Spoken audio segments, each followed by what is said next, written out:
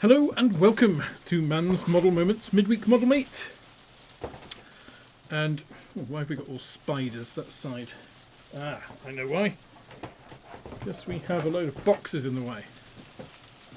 Yes, all those Panzer IVs, for those of you who saw the stream on Friday. Oh gosh, that's a bit harsh. Yeah, that's slightly better. Anyway, welcome. Good to see everybody. I can see the chat is active as ever. Good to see everybody. I won't go through and introduce and say hello to everybody individually, but I will say hello collectively. Because obviously we want to get on. So finally we return to modelling rather than just talking about modelling. There's been a lot of obviously all the releases. Am I actually in focus? This webcam. Let me just check. Properties. Configure video. And the focus has gone back to auto. I always take it off auto. And it always goes back. I don't know why. Why can't it just stay on the settings that I gave it? Who knows? Anyway, let's start again. Take two. Welcome everybody. We're going to be doing the Type 45. I haven't touched it at all since last time. And there's a good reason for that, because I wanted in this session to go through a few bits on something that we all have to do, and I don't particularly enjoy doing, nice sanding. Because that is where we left the Type 45 last time. I filled all of these, seems you can't see it on this, but you'll see it when we get to the bench cam. Like all of these pieces here. So they're all filled. And of course now we have the job, and let's face it, it's a chore of actually making it not look like crap. So there's quite a bit of sanding to do, and I thought that'd be a good opportunity to show you a few little, not tips and tricks so much as more as tools and techniques, because a lot of this sanding isn't conventional sanding, and sanding this bit, yes, it's a complex shape, but it's a big area. You can get a sanding sponge in there quite easily, and it's a dull, repetitive task and messy, but that's not a real issue. What is more of an issue are things like these pieces that are, right in with other structures. Plus you've got these little pointy bits everywhere. We have got some filling on the sides here. And I thought that'd be quite a good opportunity to show you guys. I mean, these bits. I just spotted some bits here. Again, I'll show you properly when we get onto the bench cam.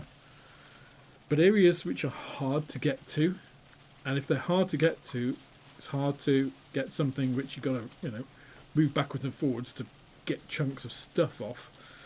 And yes, you can get a scalpel in there.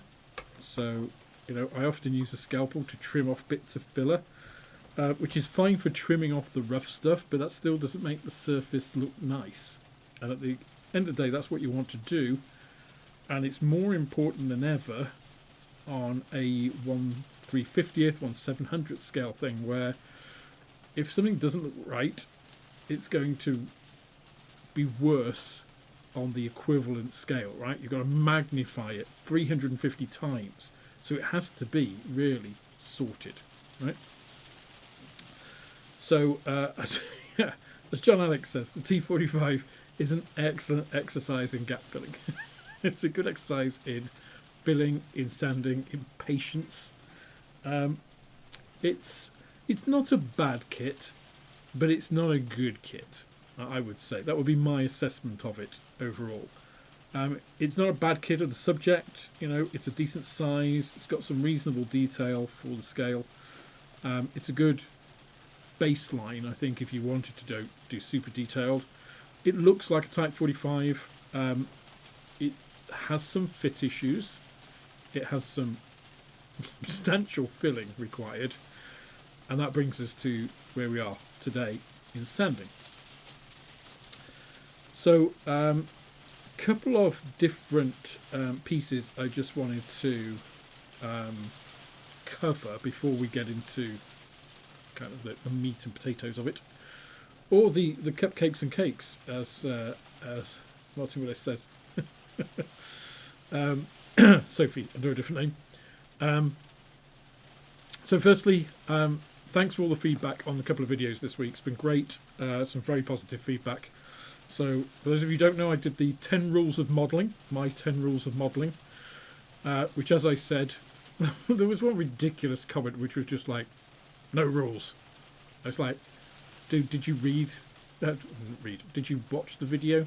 It's just like, at the end I said, of course they're not rules, they're guidelines. But the number one rule is have fun. If you remember nothing else, this is a hobby. It's for you. I think the message throughout the whole thing, I think I was fairly straightforward. Most of the feedback came back to that, so I don't know how a couple of people were like, oh, no rules. It's just like, tell me you didn't watch my video without telling me you didn't watch the video. But most of the feedback was very positive, and it was great to see some of the anecdotes people put on there. I really enjoy those comments, where people say, I'm whatever age, whether it's 70 or 18 or whatever, and your experience in modelling and what it does for you. I think that's great, and thank you for contributing that.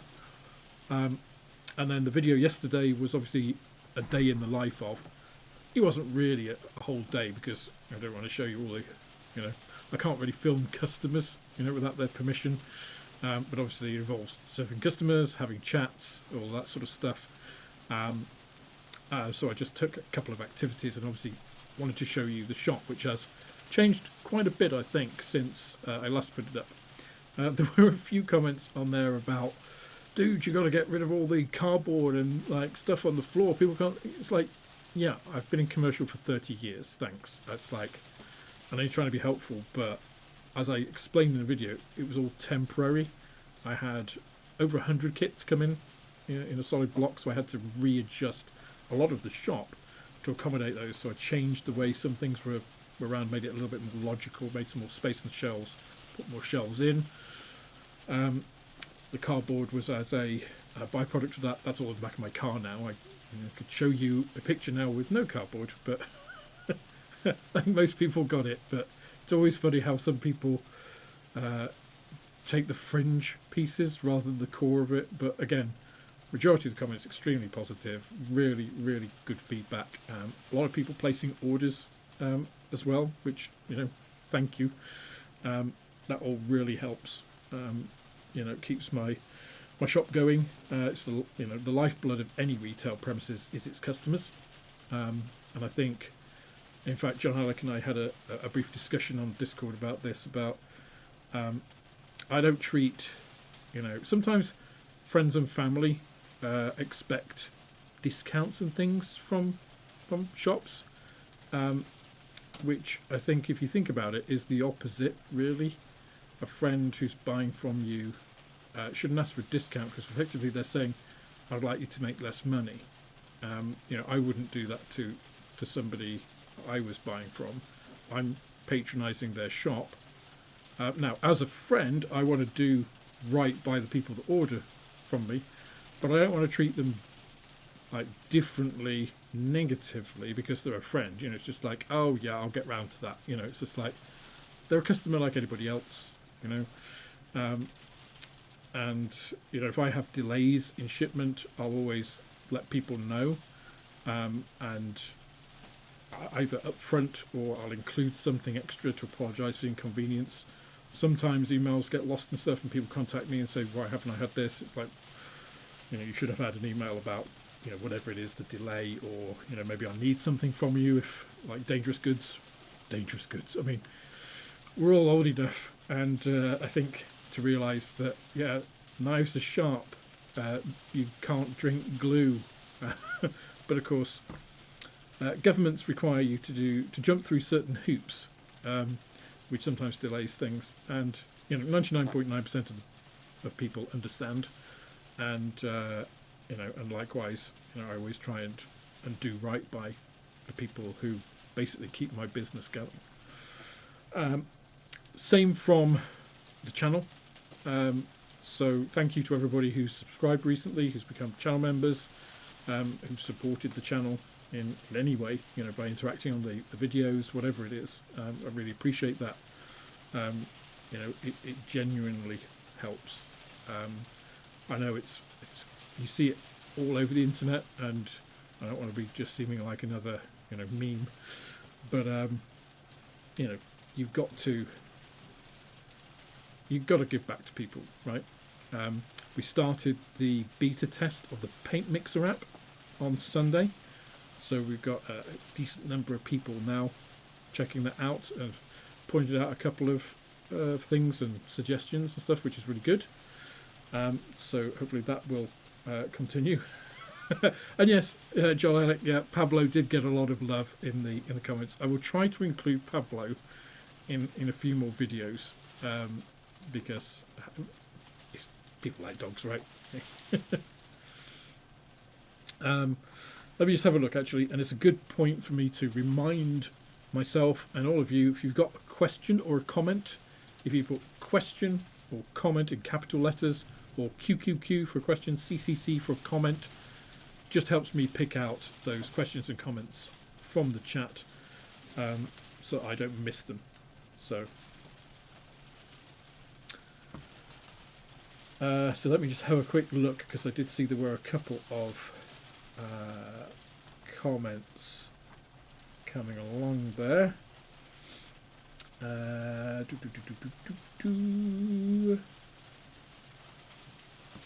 Feed your setup homemade muffins, Alex. Well, that's always appreciated. And actually, we had Maria. So, okay, let me go back a bit.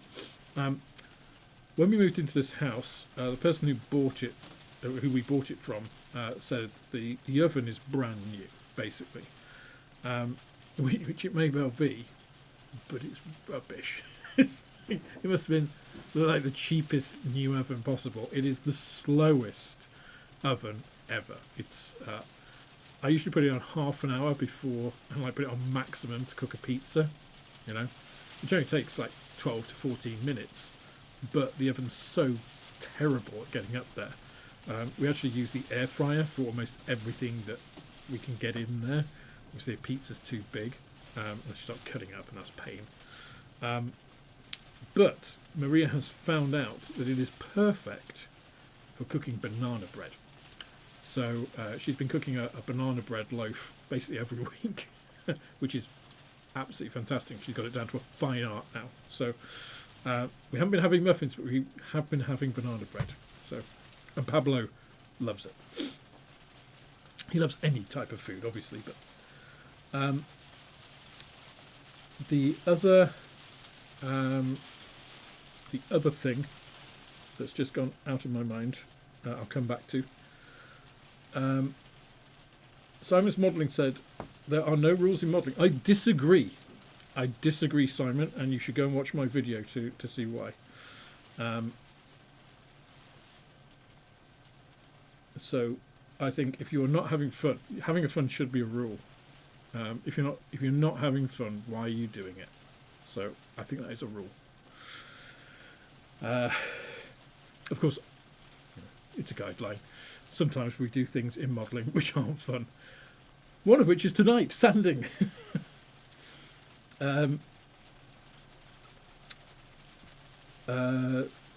James Carnahan says, I enjoyed yesterday's shop video, and Pablo's coat is cool. So a lot of people asked about Pablo, about what breed is he, how old is he, his coats. So Pablo is a hairless Chinese crested, and they, unlike their name suggests, are African. So if you think of how Pablo looks, he's got very large ears, and that kind of, quite blunt forehead, and then this quite long muzzle. from the side, if you think of the Egyptian, like Anubis, like the jackal-headed god, as Pablo, right? Adapted for a desert environment, so he can take as much heat as you can give it. So Chinese cresteds can take enormous amounts of heat. In the summer, he doesn't wear a coat. He goes outside and he sunbathes, and he basically turns black. So his skin is very much like ours. Chinese cresteds have lots of unusual things. They sweat, unlike most dogs. So most dogs don't have sweat glands. He does. They can't take cold, though, which is why he wears clothes. So there are actually two different forms of Chinese crested, hairless and powder puff. And the gene which codes for the hairlessness actually also codes for bad dentition. So Pablo only has one front tooth, a little peg front tooth, and his back teeth. So he eats everything with his back teeth. So he's a rescue. We think he's about, he was 7 years old when we got him, so he's about 11. We're not exactly sure because we didn't really get a lot of history with him.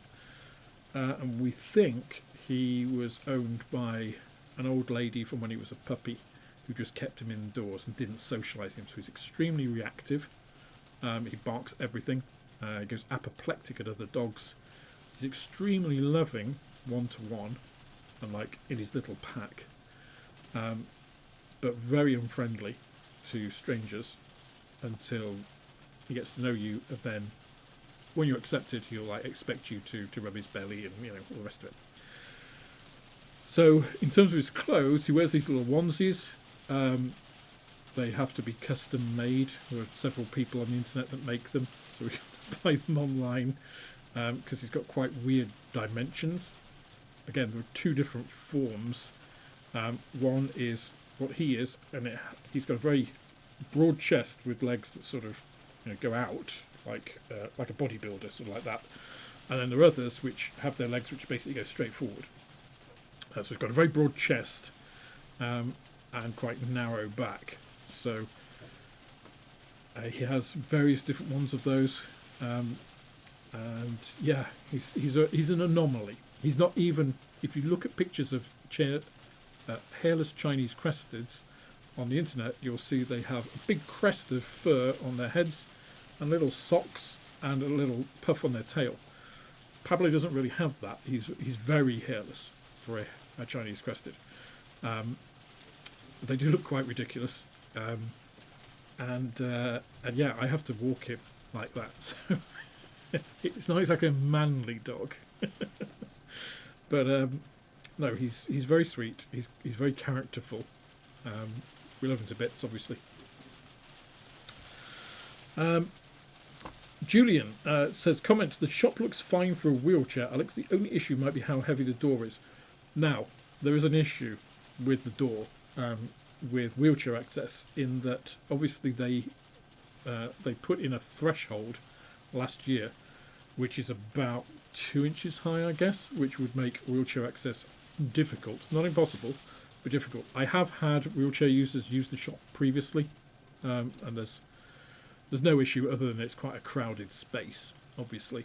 But obviously, if somebody was in a wheelchair and needed help in getting over that threshold, I'm more than happy to do that.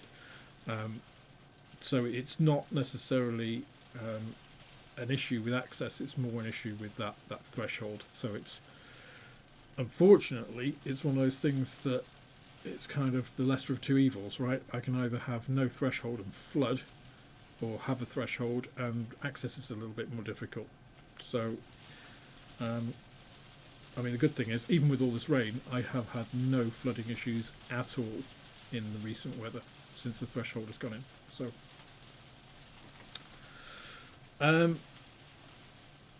Martin says, give Pablo a cuddle from me. Oh, he gets cuddles all the time, because another reason we think he was like a lap dog for an old lady is because he requires constant attention.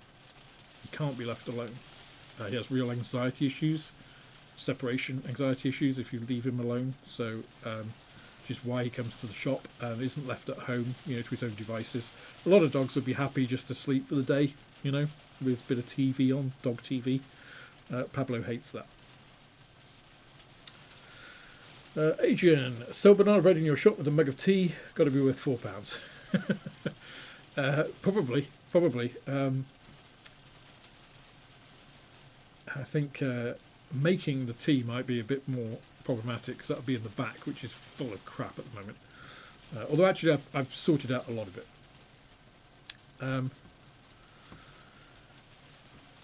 John says they may not be the prettiest creatures, but full of love, sort of like us. Yeah. There's lots of interesting things about Chinese cresteds, as I'm sure there are about lots of breeds, but the reason they're called Chinese cresteds, even though they're from Africa, is that the early Chinese silk traders on their ships, they encountered these dogs trading with Africa, and they had them on their ships because they're hairless, so they don't tend to get fleas and lice as easily. They're quite agile dogs, so they were able to deal with being on the ships in difficult seas. They're really good ratting dogs, so they kept the ships clean. In fact, they became so popular in China that the Chinese royalty used to use them, because if you've ever had a Chinese hairless crested, or Chinese crested in general, they've got very high metabolism, so they're very hot. They used to use them as bed warmers. So they're interesting in a lot of ways. But they're called Chinese crested because people saw the Chinese traders with these ships and these strange little dogs on them with these crests of hair. So Chinese crested dog. Pablo looks like he's enjoying life. I prefer the 40-kilogram version of land shark. Yeah, Pablo is about 6 kilos. So yeah, he's definitely on the small side.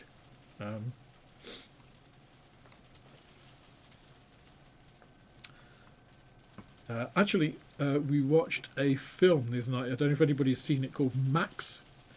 It's cheesy, right? It's the American cheese flavour of film, but it is just a really good, feel-good film. It's about a sniffer dog whose handler is killed in Afghanistan and comes back, and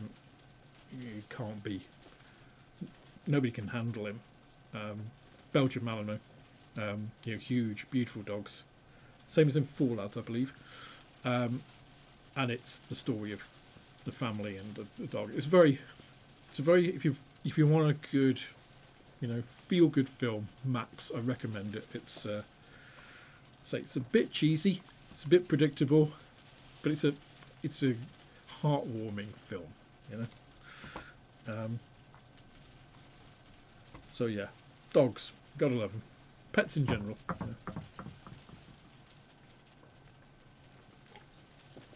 You have to forgive me if I'm drinking quite a lot tonight. I've got a little bit of probably tell, quite nasal. A lot of it about at this time of year, of course. So got to keep the fluids up. Not quite the same breed as Dogpool, Travis, although I do get that quite a lot.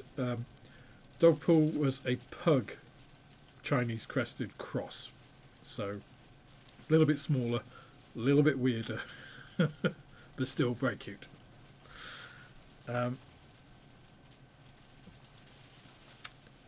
Yeah, Michael, watched the film Max with her indoors last week. Yeah, she's bought. Yeah, it is good. It is good. Again, thoroughly recommend it. It was definitely, as I say, predictable, cheesy, but it's a really nice feel good film. And you are rooting for Max.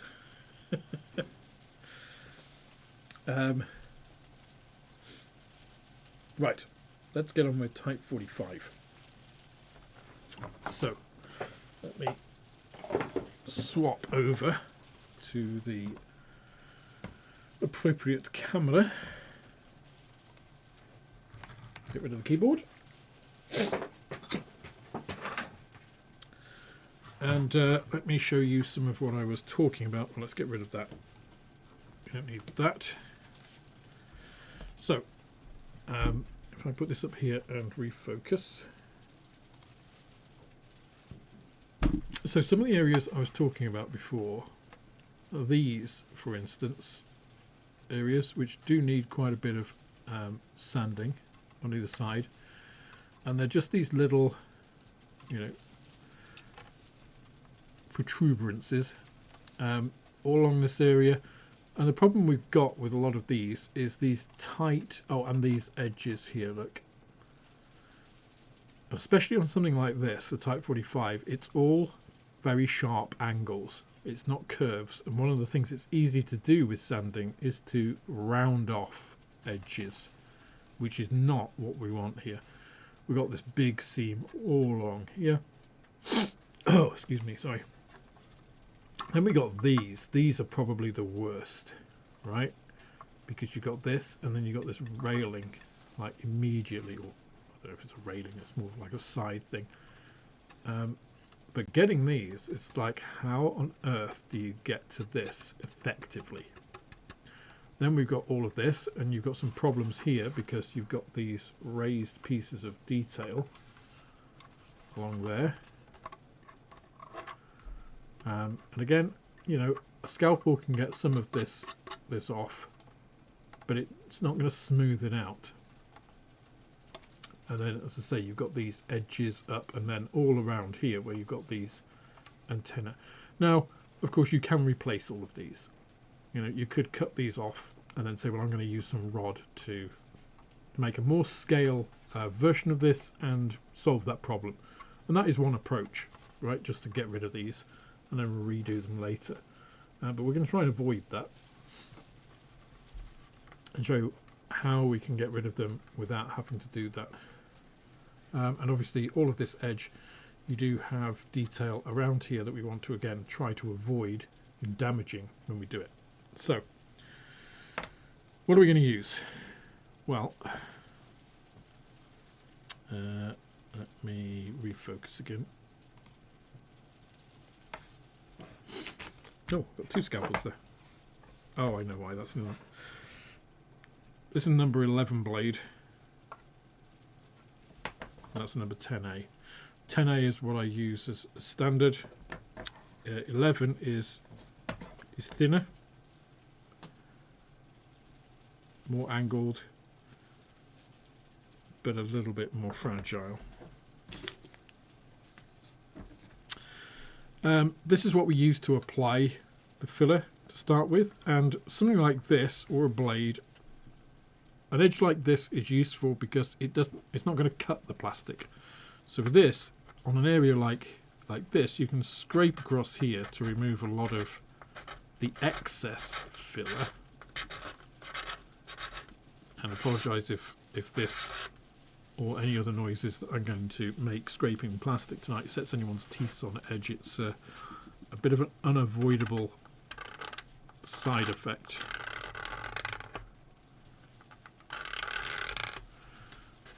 So something like this is quite good for, you know, taking the rough stuff off, if you like.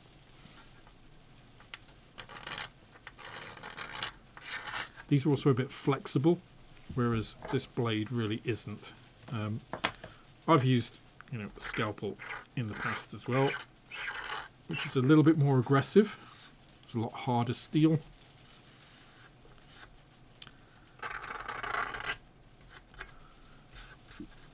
I do have scalpel blades in the shop now as well. I've got both like cheaper Chinese ones and genuine Swan Morton ones. Basically, the Swan Morton ones are twice the price of the Chinese ones, so you can go, depends what you want them for. You know, Swan Morton are great, but they are quite expensive, and if you're just doing something like this, which will ruin a blade after a while, scraping, I would say use a cheap Chinese one to do, you know, rough work like that, and use a decent Swan Morton one for, you know, where you need a proper scalpel blade. So something like this you can shave and that does help in preserving the edge, if you like. But you do run the risk, if you're not careful, of cutting into the plastic, of course. So you've got to be careful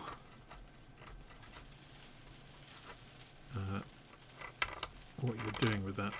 But the other thing is, you should wear eye protection whilst doing this, because as you may have noticed there, a big piece just flew up. One of the most painful experiences of my life was doing a similar thing with plastic, and a little curved chip of plastic flew up into my eye. And boy, that's a mistake you only make once. Fortunately, it didn't scratch my retina or anything, but it was hella painful. And it does curtail your modelling night. So that's one option, is using a blade, using a scraper to get this, sort of rough part down. The advantage of that over using a high-grade sandpaper is it's quite localized. So here, for instance, where we've got these little, I don't know what they are, little tying mounts or something, you can scrape here, and you're avoiding those. Not as easy to do if you're sanding. You're reciprocating. A heavy grade of sandpaper as well, or sanding sponge or whatever, 180, 240, 400 is going to leave scratches on the surface as well. Not that you can't leave scratches with something like this, but they do tend to be a little bit more focused, a little bit more contained, and easier to deal with as you go forward.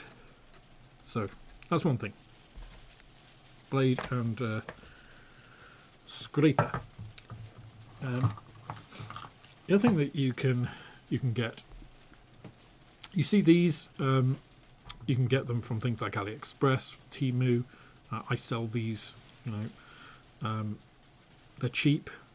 It's just a wooden stick with basically sand glued to the end, and abrasive glued to the end. These are, I don't know, the equivalent of about a 180 or something, I would say.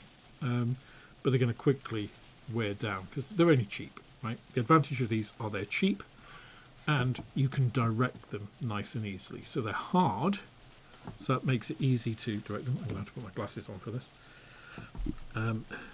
So for instance, here I've got a little piece of detail. You can't really see it here, but I can avoid that and just go around and direct the sanding. So they have sort of a flattish area. And again, these are quite crude. These are good for taking off like the big stuff. I'm just going to use it in a sort of circular motion here. So I've managed to sand this piece without kind of getting it all across this funnel area, without getting it onto this little, let's see, there's a little, again, let me just focus it again. Hopefully you can see there's a little piece of raised details just showing with the spray that's been done.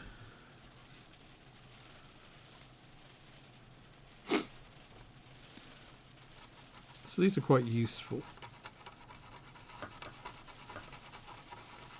And you can see we are taking, well, I can see, I don't know whether you can see, I can see the plastic of this edge, this face, and the plastic here.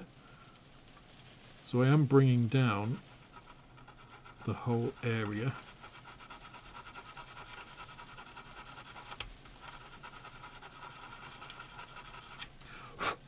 Again, I'm kind of using a circular motion to avoid, getting any trench marks there. But if I need to direct it around a piece of detail, like this little square there, I can do that without too much fuss. There you go. Hopefully you can see.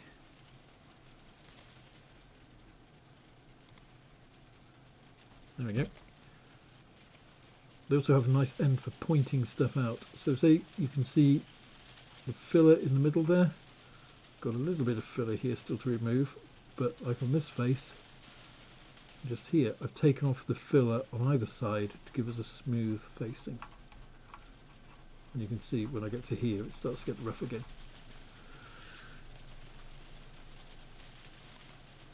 So these, I think, are a good weapon in your arsenal. You know, they are not going to be the be-all and end-all, the only thing you're going to use, but they're a useful thing. Also, this wooden end is quite useful as well. So, you know, again, if you've got like surface pieces, you can scrape them off here. And actually, wood is quite a good polisher, which I can demonstrate by just doing that, and you'll see, hopefully you can see that shiny. I mean, I didn't really want to polish it there, but I was just demonstrating it for you because I really want to take that that little bit of filler off there, make that smooth. There we go. That's better. So, handy tools, very cheap, disposable, but you'll get fair use. I mean, I use that quite a bit. Yeah, just to prove that. Sorry.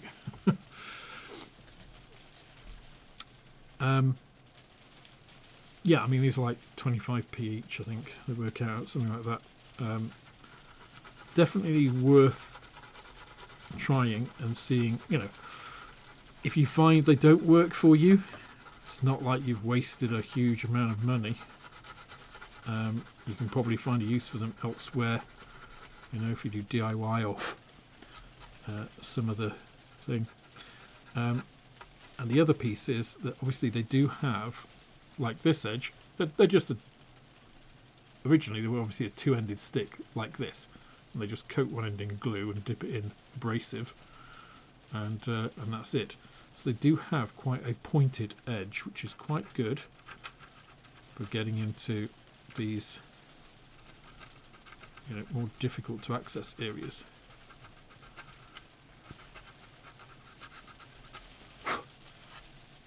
So, not a bad little tool. You know, a tool doesn't have to be sophisticated, advanced, or, you know, particularly good even, to be useful. These I think are pretty good.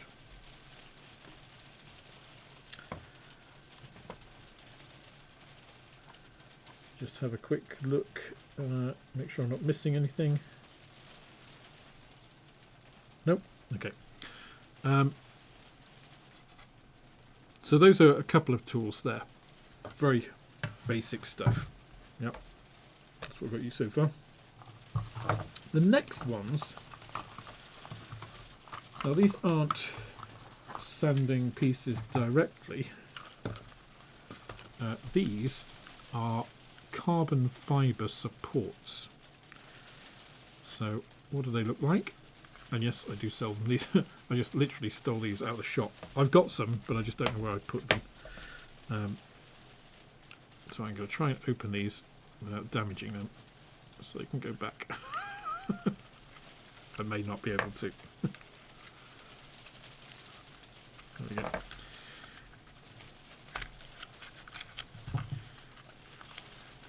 So these. So you have little stickers. So these are all display stuff that you can put on them if you want to remember what grade you're using on them. But these don't sand by themselves. These are just supports made of carbon fibre. So these are hard, slightly flexible, because obviously carbon fibre has a little bit of give in it. But these are for self-adhesive sandpaper. So Display obviously sell sets of self-adhesive sandpaper pads. Not the sponge ones that they sell. They also sell just self-adhesive sandpaper, and obviously you can buy self-adhesive sandpaper from other sources as well. And the advantage of that is, of course, you can stick it on here, trim it so that it fits these exactly. These are some of the larger ones, and they have different profiles which allow you, obviously one of the things with sandpaper is it's paper, so it's not very supported. And if you try and sand a little piece in here with a piece of folded sandpaper, it quickly will wear down, fray, whatever. With these little supports, you can put the sandpaper on and then it's quite rigid. So I will demonstrate that when I get some sandpaper in a second. But these are quite handy for getting into hard to reach places, especially when you get the very fine ones.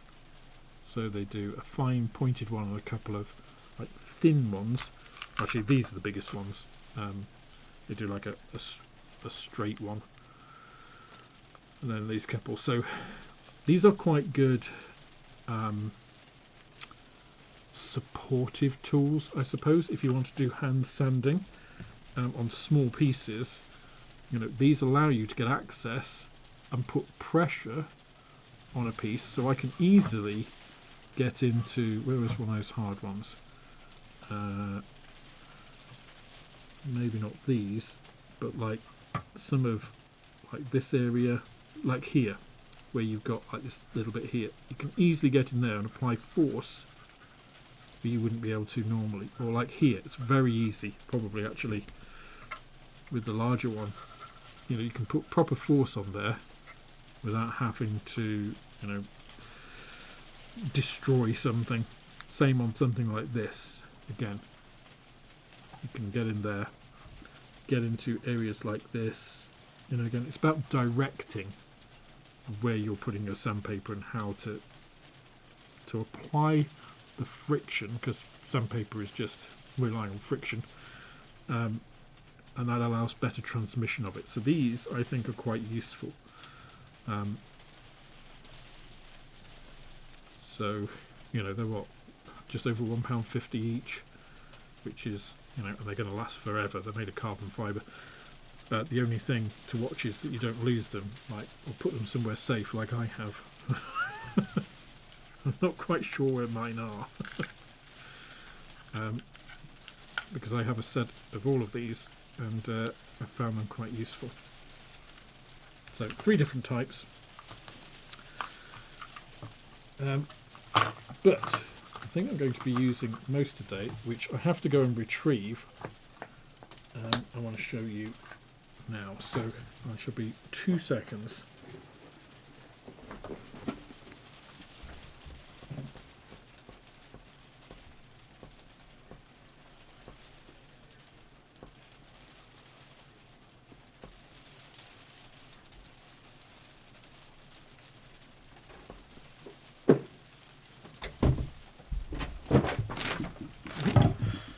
Falling over myself.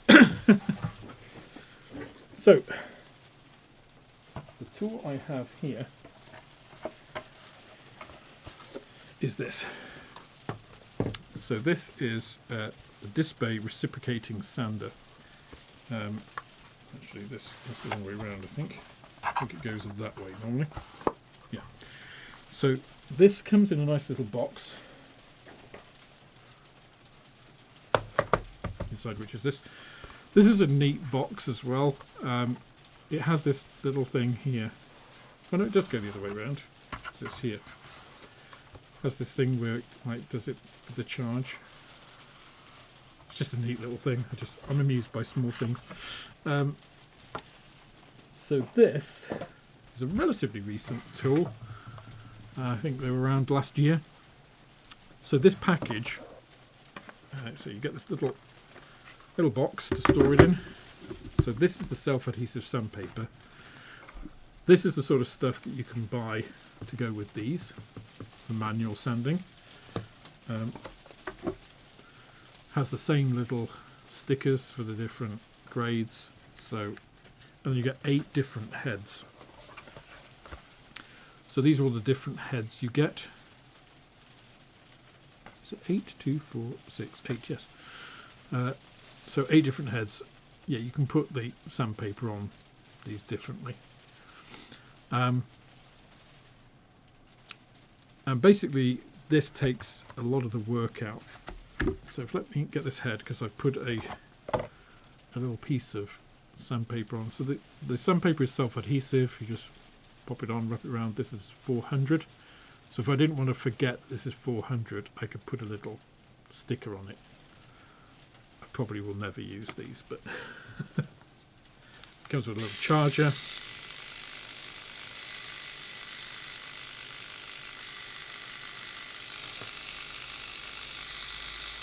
Now the only problem I found so far with this is it's not that easy to turn off.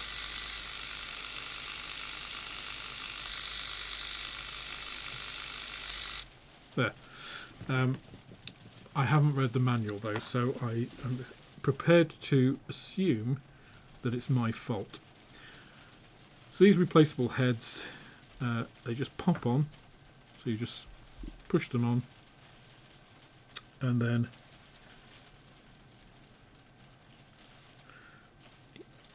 okay. So instruction, and let me read the instructions. While power is off, click function key once. The sander should start with first gear sanding speed. Click function key again within 3 seconds to reach second gear. Click again within 3 seconds to reach third gear. After running in current gear, no matter what gear it is running, for more than 3 seconds, one click on function key will turn the sander off. Okay.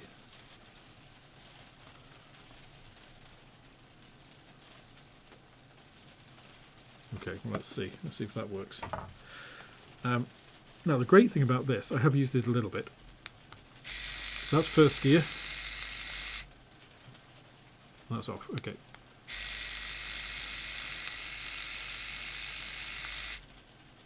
Okay.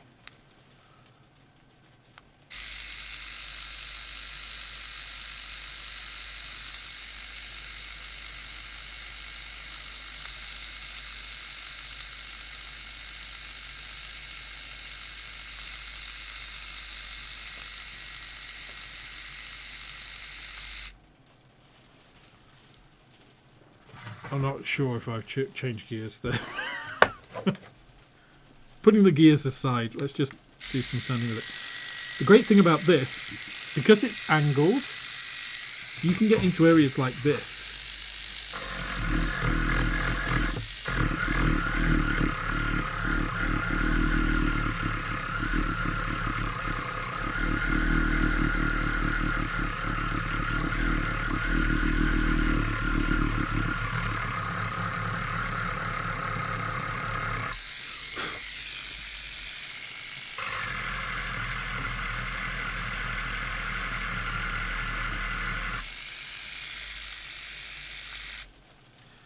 So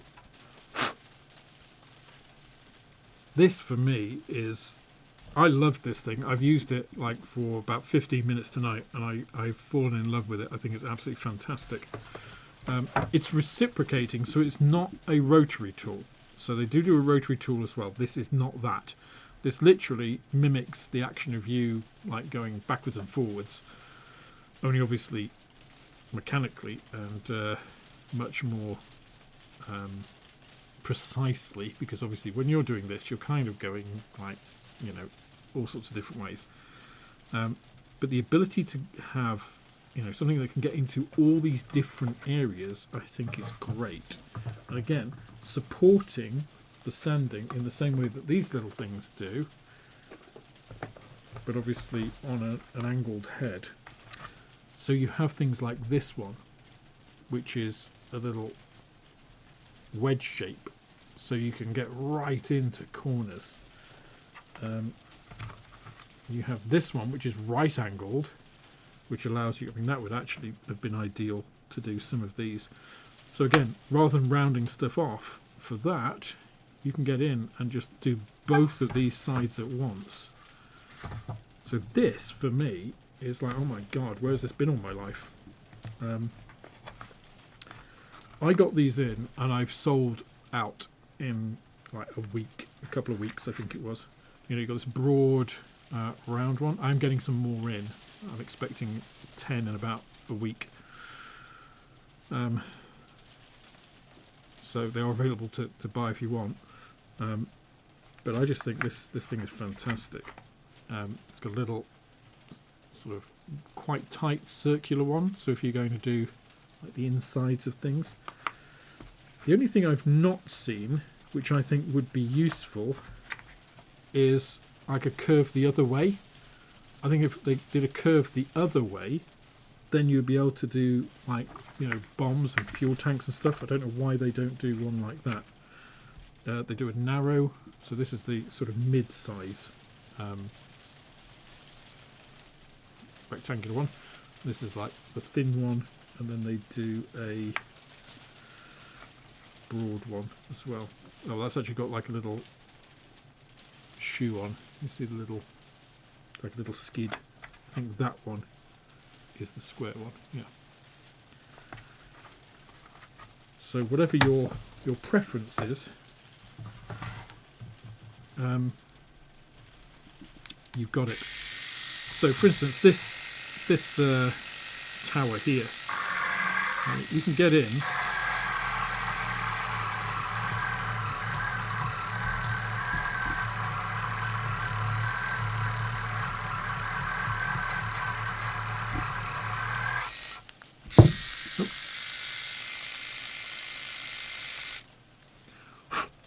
Also, it has nice coloured lights.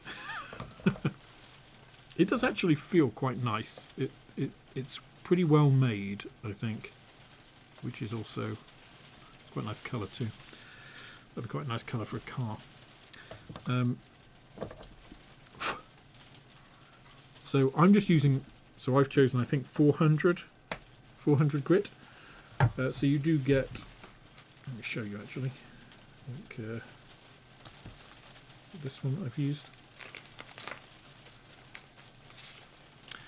So these are these self-adhesive sheets. So they do a 180, a 280, 400. You can see I've used one there. So you get a reasonable number of sheets. You get 2 packs of these because obviously you get one for all the pointy ones as well. 600, an 800, and a 1000. So, it's got enough in this pack to keep you going, and then they sell packs of this stuff separately, of course, and replacement heads as well, should you break them or need spares or whatever. If you want to dedicate, ones to different sizes of grades of sandpaper.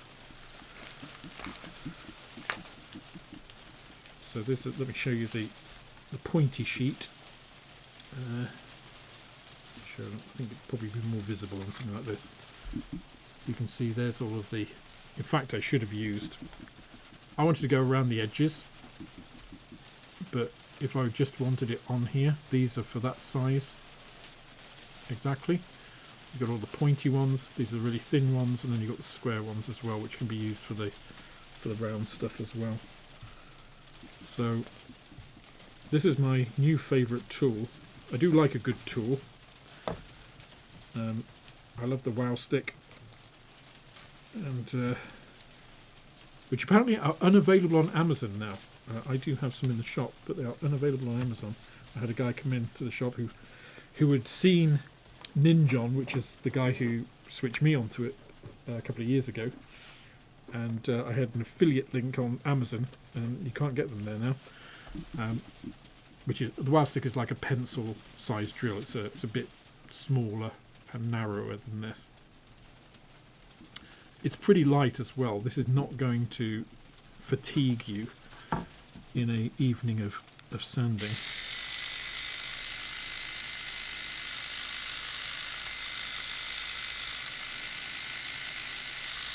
Right, I think I'm up to 3 now.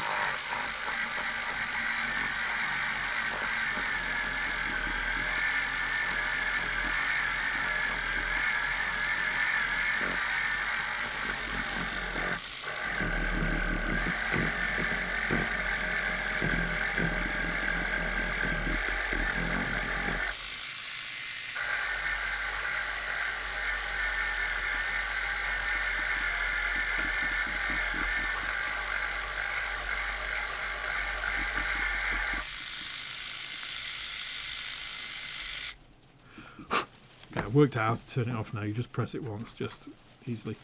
So you can see that's just using 400. I haven't gone down through, you know, higher grades or anything. And that's not a bad result. I need to do a little bit more off there. And then I can continue, because obviously it's deposited a load of dust there. That's what that is. And then I can go along here. Yeah, see, doing the back here would have been more problematic had I not come out with this.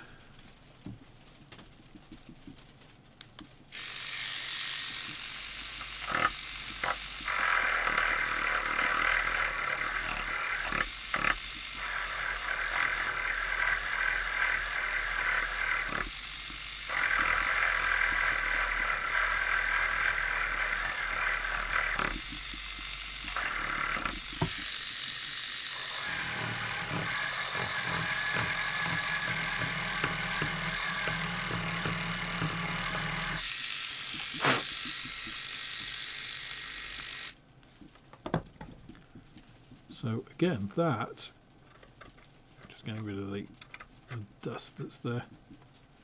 That dealt with that really well. Let me see if I can focus it for you guys.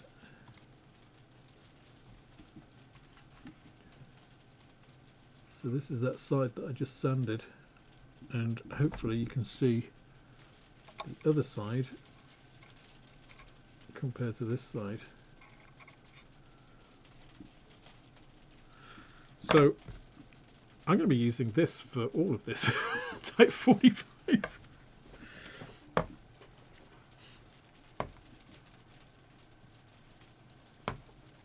Let me just have a little look up. Now going into dentistry, yeah. Yeah, I haven't tried the pointy triangle tips yet, case. This is the only one. I just got stuck on the first one I used. I could probably use a more useful or more appropriate pad.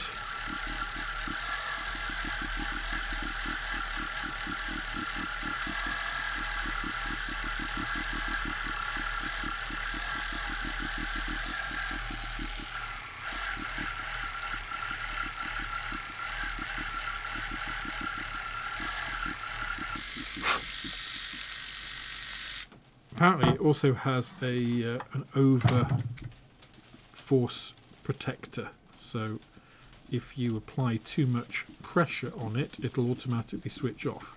So that's nice. You know what? I think let's try something different. Let's try this curved one. Let's use the gentle curve. I'm going to use it on here. And let's go a bit more aggressive. Now, I don't think it's those. I think it's these. I don't think we go 180. In fact, I think 180 and 280 I think are going to be too aggressive. 400, I don't know. Let's go 280. Let's try a 280. See how it goes. So this one is this big pad at the bottom here. Let's try one of those. So I think the hardest bit is going to be removing the paper, right?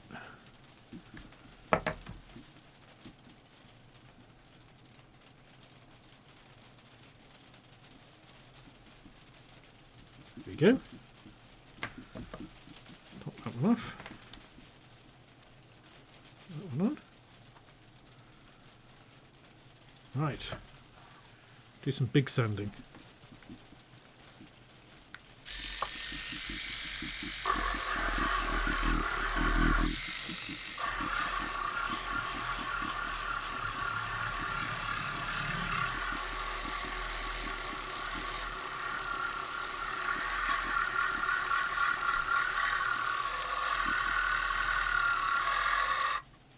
No, I meant to change gear.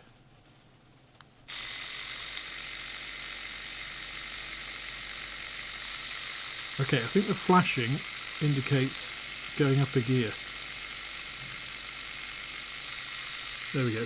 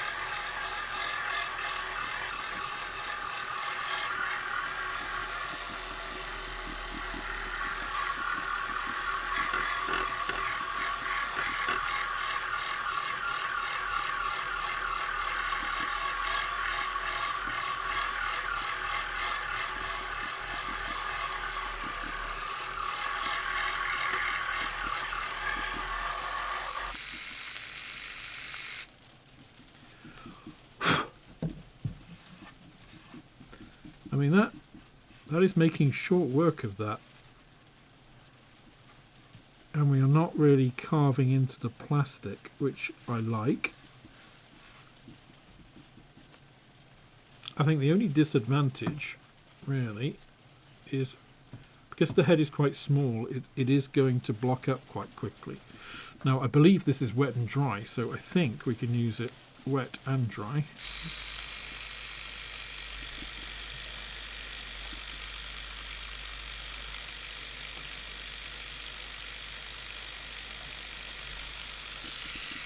Third gear.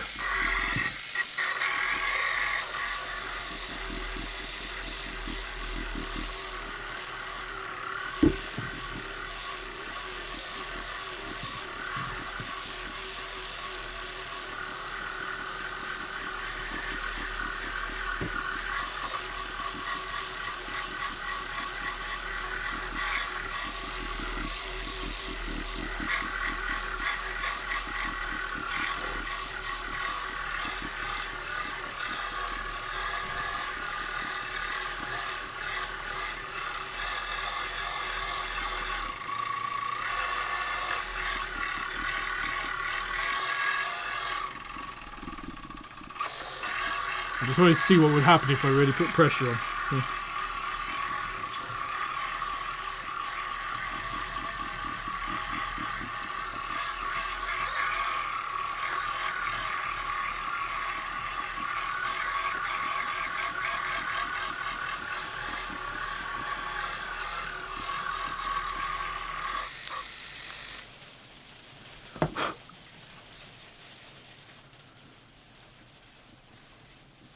Not bad. That is not bad at all.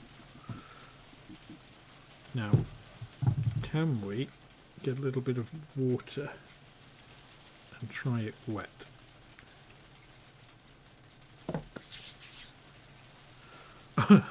No, I can't use this, can I?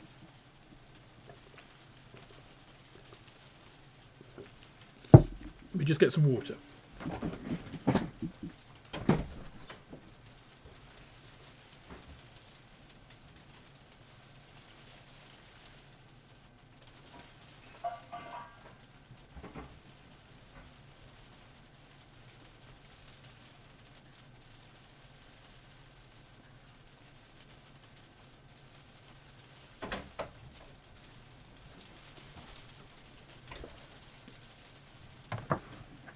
Not the cleanest water dispense I've ever done. I'll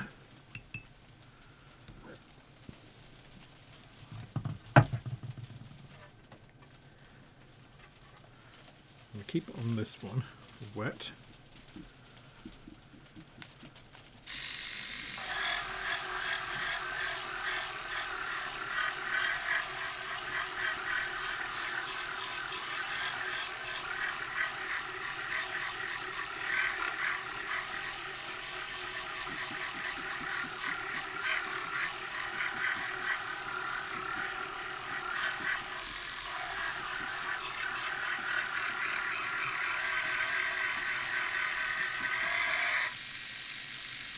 Up a gear.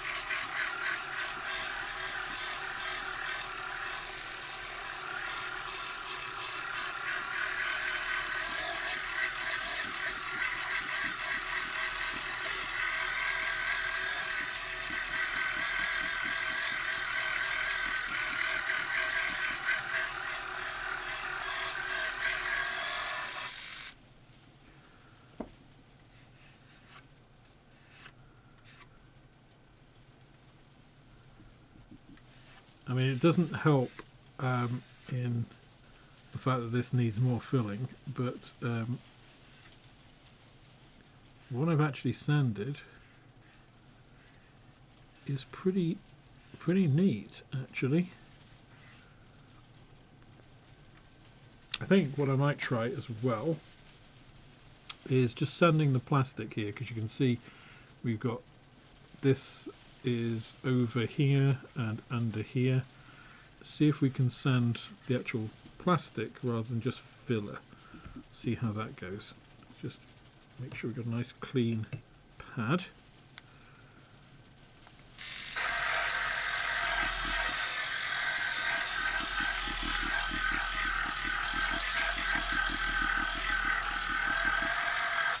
Oh, more speed! Like Jeremy Clarkson. Come on. More!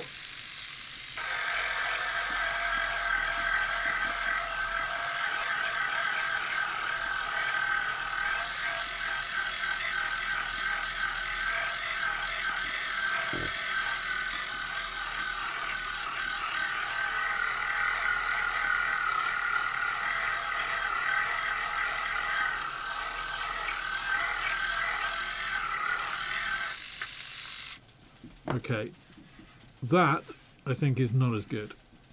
Well, I think I need either a more, I need a more aggressive grit, and I think this is not where it's going to shine on, an area like this, which is big, and you can just use standard.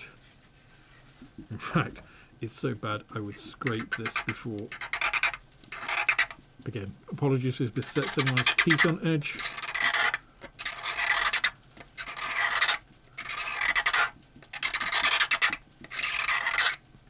There's quite a lot of work that needs doing here.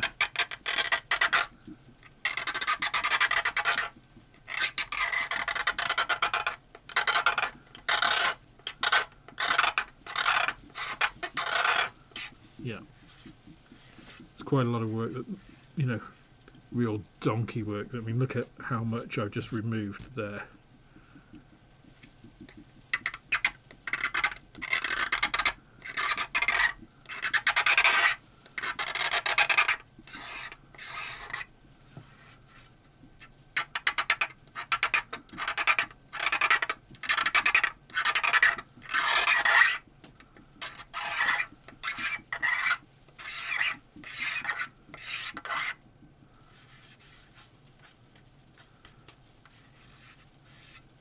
It's going to need a whole load of filling that.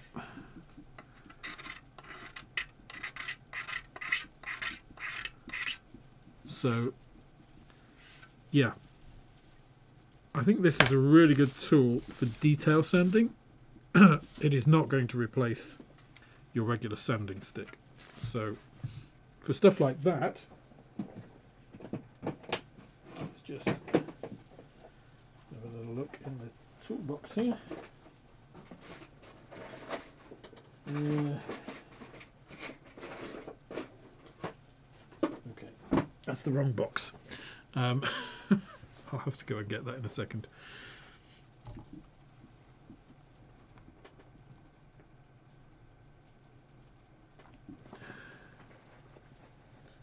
Right, I'm just checking the comments.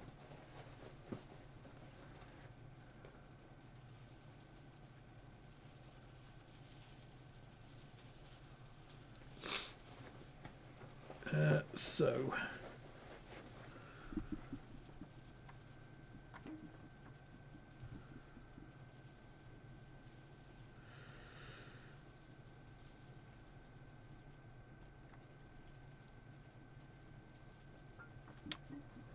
yeah, I bet they don't get much work on the 1-to-1 scale destroyers.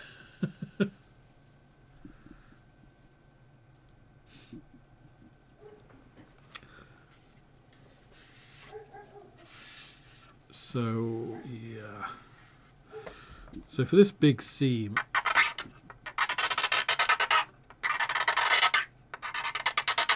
scraping is going to be my first port of call here. Try and get these a little bit more in the right ballpark.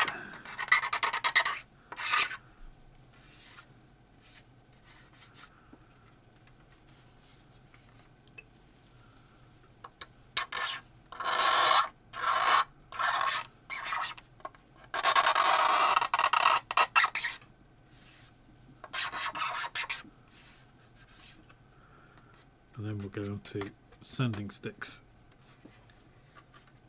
But for the small stuff, God, I'm covered in shavings now. I think this is fantastic. And I immediately know of some jobs that I have to do where this is going to be extremely useful. So I really like that.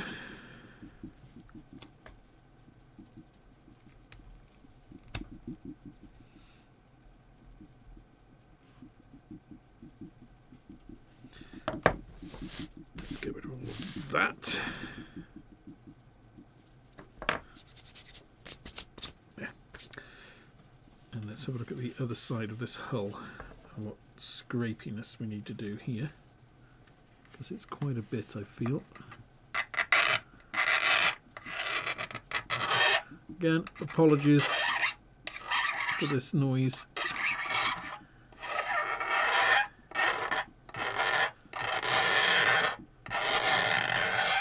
Complaints should be directed to the airfix QC department.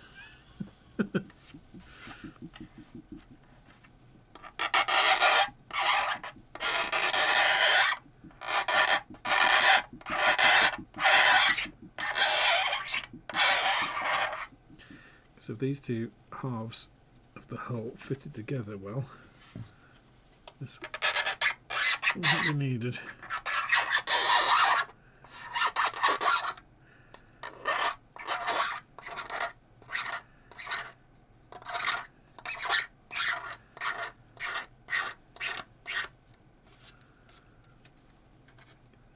We have a lot of sanding to do underneath.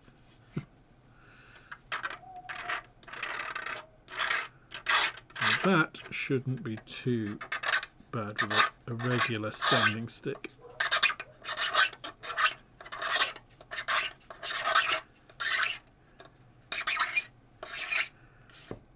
But yeah, just getting this down to a level where actually filling is going to be effective is the first piece, I feel. I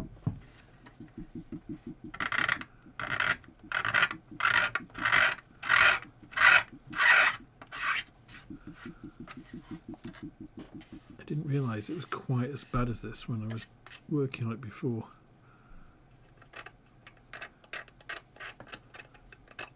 But actually it is pretty bad.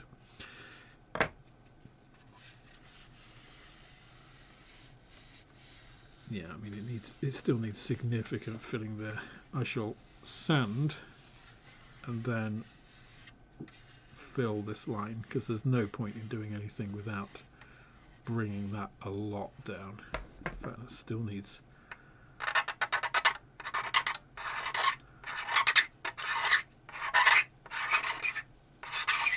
scraping. There's a lot of plastic being removed there. This, by the way, is excellent for use in sprue goo because it's nice and thin. Look at that. That would dissolve really well.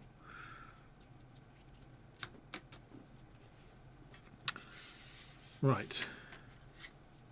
Let me get my sanding sticks, which is actually, I got the wrong toolbox there. And we will proceed with some more mess generation.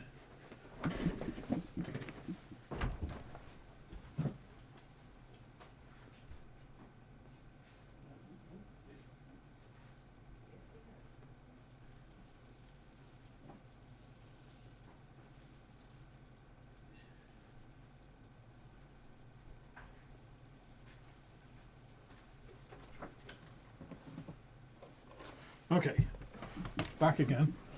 Right toolbox this time. I inherited a whole bunch of tools, so I'm using them for the stream because I thought it'd be useful. We have some pieces that I wanted to show you. Okay, these ones, 400,000 to 400, straight 400, some other type. Okay. That's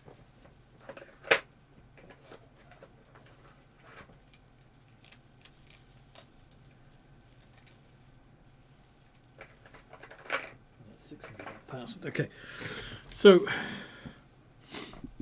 these sanding sticks are quite rigid. I mean, they're flexible, but they're quite rigid.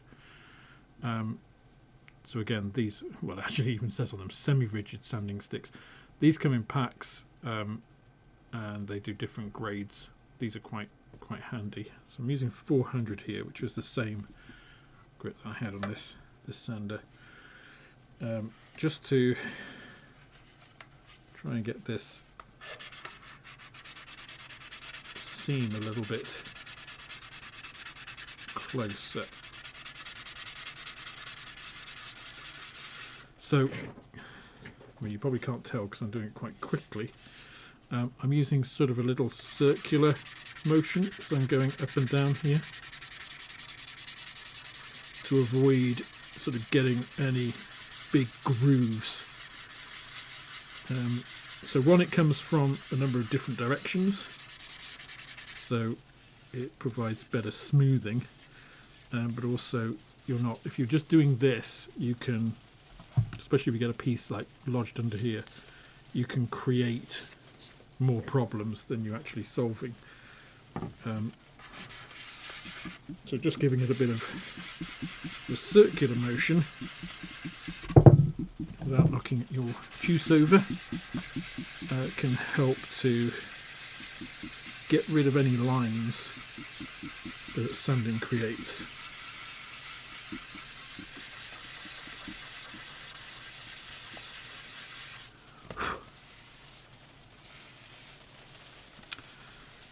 So also, if you're doing it at this stage, like this rough kind of bit, it kind of gives you a very good guide to what needs filling.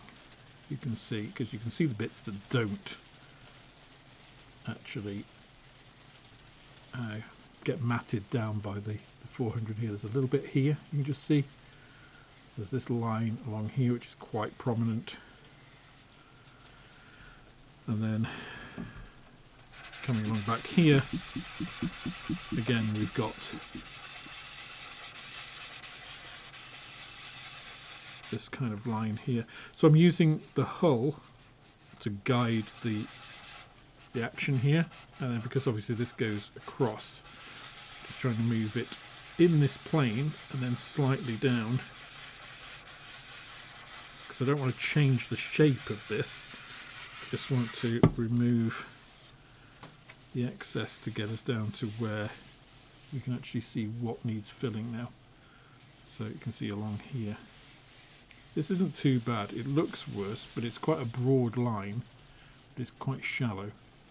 It still needs filling, but it's not quite as bad as it might seem.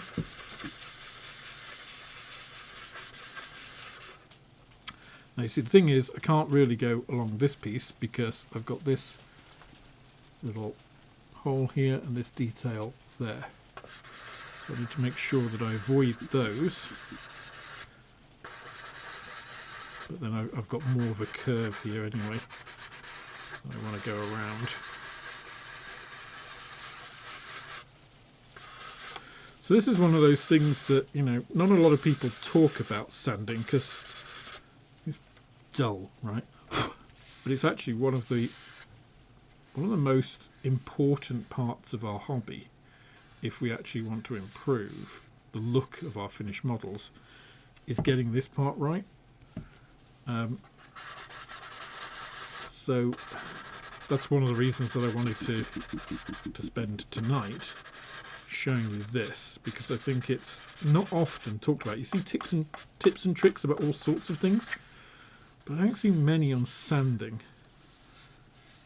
which I get that it's not glamorous, but just because it's not glamorous doesn't mean it's not really important.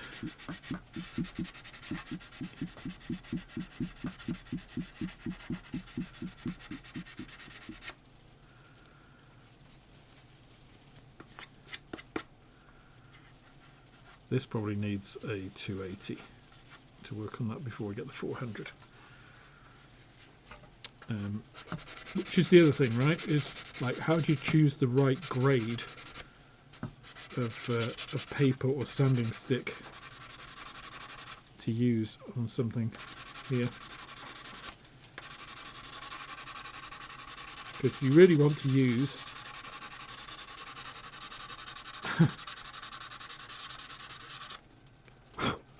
the most aggressive and least aggressive that you can get away with, right? You want to use the highest grade, so the least aggressive, to achieve what you want to achieve, right?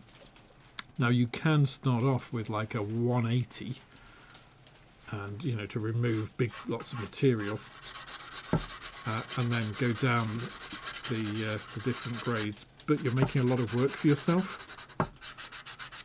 So I would say it's better to start off, you know, like with this. You know, I've tried a 400 and it's not doing it.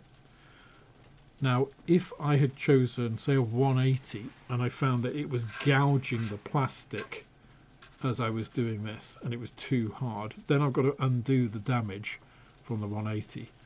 We'll start on a 400, now I can go to a 280, and if the 280 does it, then I'm fine, I'm good. If it doesn't, I can go up to or down to the more aggressive one, in the 180, and all I've lost is a little bit of time. Whereas, if I do it the other way, I can end up costing myself a lot of time and work in having to redo it all. You know, with progressively higher grades, because I've made more problems for myself by gouging into the plastic with really coarse sandpaper or sanding sticks.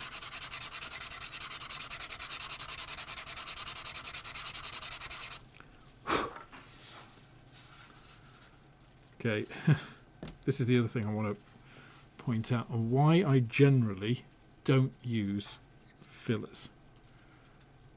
Let me see if I can focus this better for you.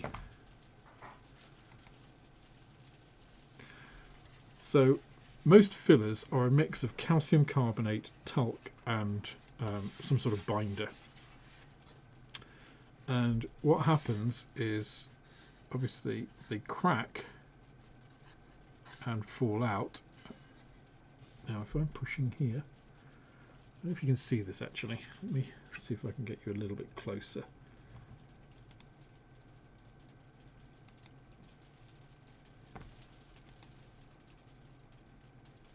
Okay, where's my macro lens? Here we go. Right. So can you see here? See where it's filled? It's filled along there, and then it was filled along there, and it's all cracked and fallen out. You see that?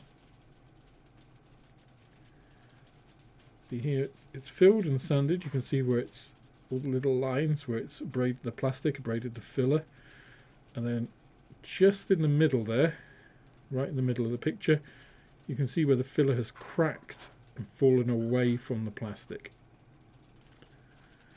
And that is generally why I don't like using those sorts of fillers, just like Vallejo Putty or Mr. Hobby or Tamiya or whatever.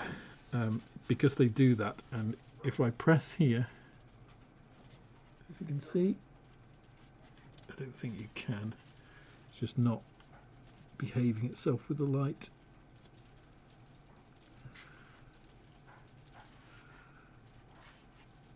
It's not focusing.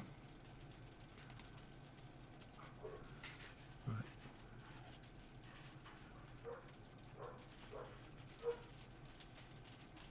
Can you see there?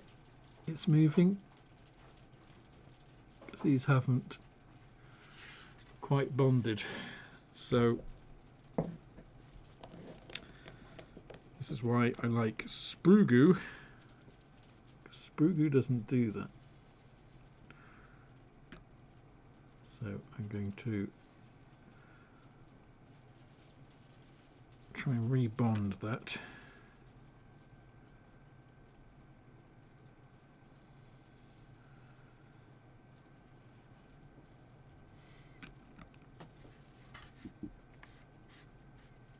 That's all good.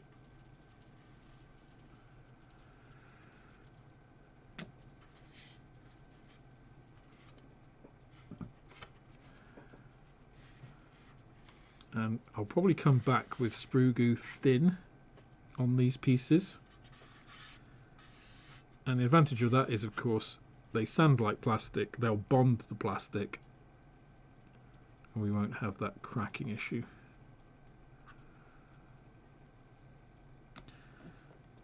But that does kind of curtail that, that sanding piece.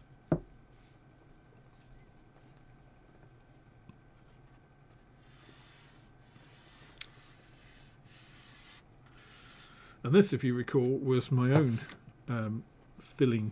gap filling sander at Putty, which actually has styrene in it to bond it. So this is your best case scenario.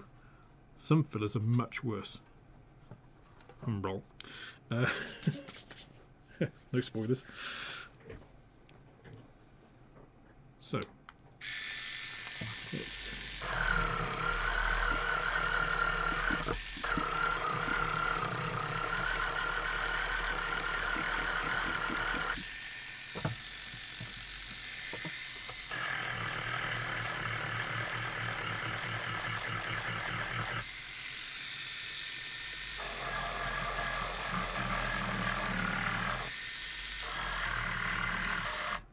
oops, I meant to change it up a gear and instead I switched it off. There we go.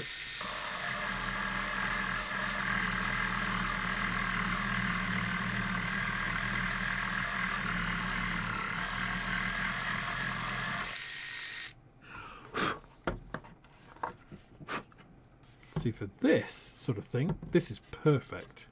Look at that. Again, let me see if I can focus it. Oops, not my. Try again. So I don't know if you can see that nice sharp line. So that was filled, sanded this side and this side, and we've preserved that nice clean edge, but now it's filled. See, we've got that. You can see that nice razor sharp edge there. So for small stuff like this, my hands are covered in things. For small stuff, this thing, I think is, I give this probably an 8 out of 10. I was going to give it a score. It's not, it's good for these sorts of things, like where you've got these complex curves. That curved one, that worked very well. I like the fact that you can use it wet as well as dry. That enables you to see what you're doing more. I would go again at this and send some of this stuff down.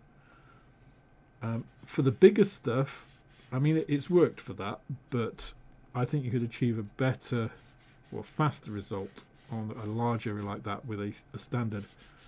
I'll probably use just sandpaper on this because it's quite a complex curve rather than a sanding sponge or stick.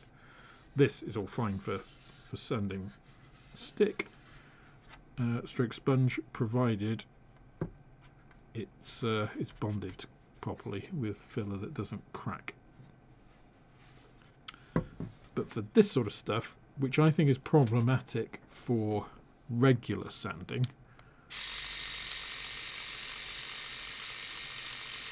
because your tendency will be to round off those edges. Whereas this doesn't have that. Okay.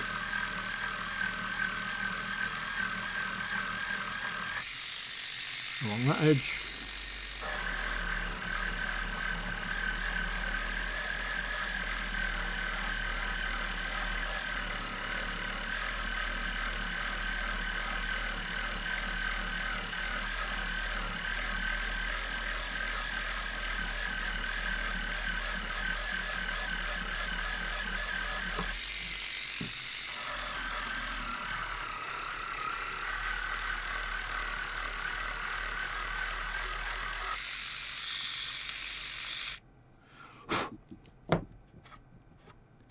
Yeah, this side was much worse. There was much more filler there, but again, you know, it's achieved that quite nicely. It just needs a little bit more there.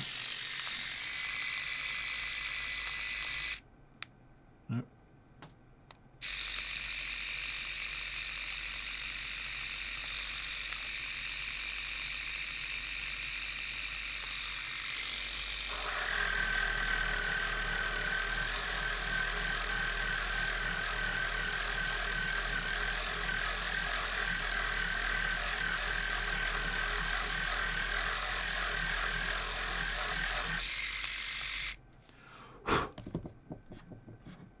Okay.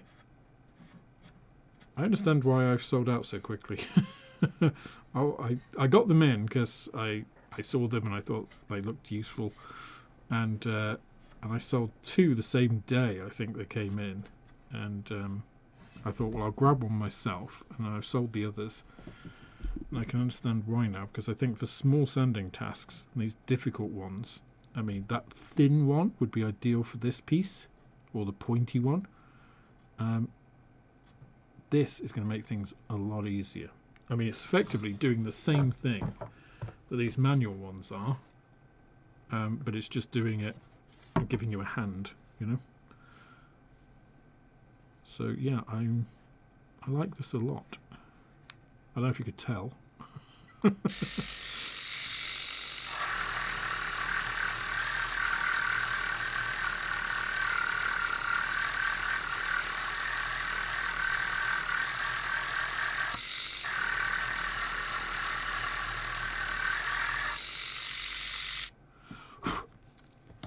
Yeah, I mean, is it going to sound like, you know, save all of your sanding rows? No, it's not. But I think it's a really useful tool, and it's not the cheapest thing. It's £35 for that set, you know, with the heads and that initial batch of sanding things, which I don't think is actually. I don't think that's bad. I mean, it's not cheap, but it's not really expensive, I wouldn't say. And I've used this single pad for all of the little bits that I've done tonight. Okay, that's not a huge amount, but it's not showing really any signs of wear. Likewise, this one, I mean, other than being slightly dirty, doesn't seem to be, you know, it's not like they're wearing out instantly. So I think that's pretty good. Let me just have a little look, because good God, we're on 9:30 already. I haven't looked at the chat for a while.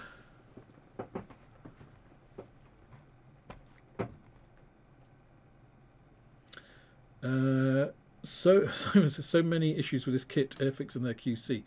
I don't think it's just the QC. It certainly was the QC, because this, which one was it? This side was warped. And if you saw the prior builds, we had to pull it in stage by stage and cement it. So there's certainly QC issues.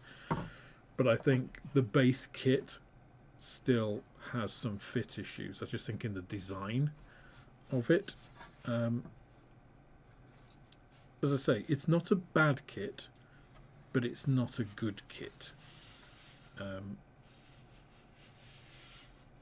You know, I think it's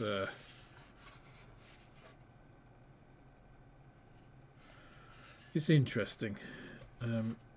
I've not done a trumpeter, or do Hobby Boss do ships? I think they do, don't they? I mean, they're the same company, but I've not done a Hobby Boss stroke trumpeter ship. And I'm wondering whether I should, just to compare it to this, because I've got a feeling it might be better.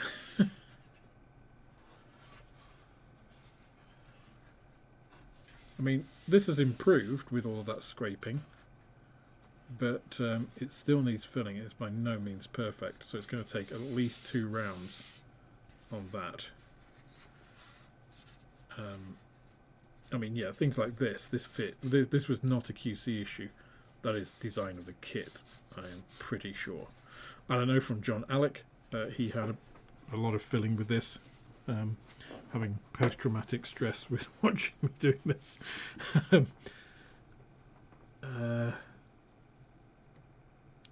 Any movement on your Met bottle holders? Yes, I do have them in stock, Adrian. Are they on the website? I don't know if I put them on the website. Let me know. If you want one, I can put one aside for you. That's not an issue. I've got a couple in the shop. I'm absolutely sure.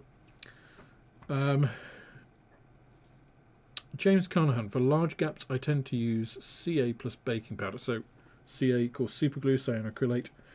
I have never liked using cyanoacrylate because it is much harder than the plastic, especially like this airfix plastic, which is quite soft.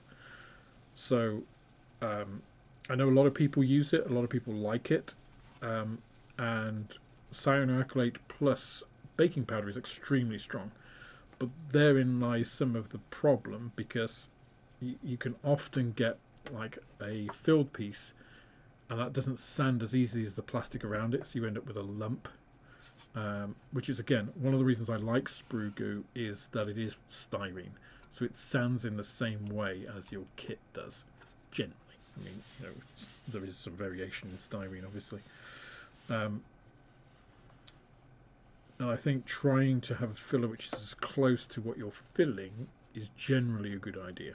Whether that's a model or on your wall at home or whatever. You generally get better adhesion, and you want a similar finish.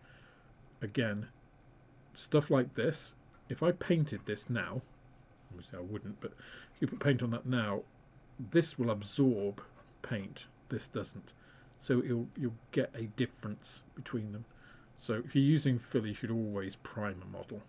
You should generally prime anyway, but unless you're using lacquers, but again there's still advantages to using primers. But if you're using filler, you've got differential materials, then you really want to prime to unify those and have them behave in the same way. And yeah, Plasmo does use CA in the same way. I say some people swear by it. I've just never got on with it. And, both of us are correct. There is no correct way. It's what you are most happy with. As I mentioned in the 10 rules of modelling, it's your hobby. It's your time. You use it in the way that you see fit, not other people. So if it works for you, I'm more than happy for you. Just because I don't do it that way doesn't make it wrong. It might not be right for me, and I encourage everybody to try different methods and see what works for you. Because, again, 10 different modelers doing the same thing, there'll be 10 different ways to do something.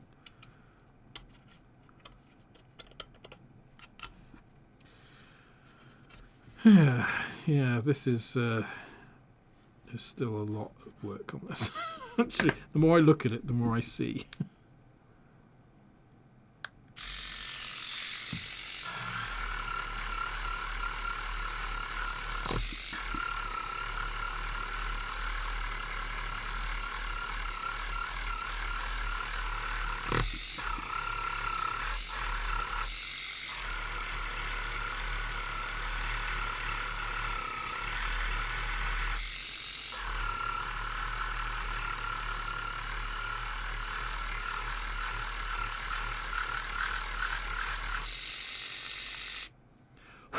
I think I might need a 280 rather than 400 on this.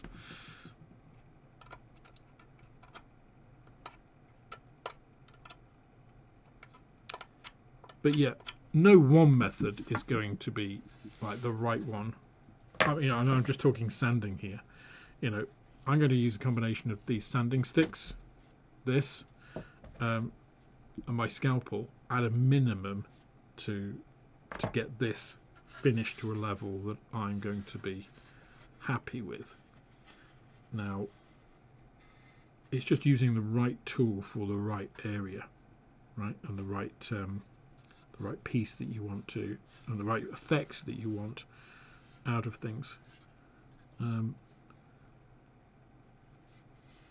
So I'm just trying to look at, what is what is going to be right for each piece. And yeah, I'm thinking maybe definitely have some more aggressive paper. I think I'm going to use the 280 on especially some of this area where some of this filling is a bit more egregious. Right, let's have a little look back at the chat. We lost Julian.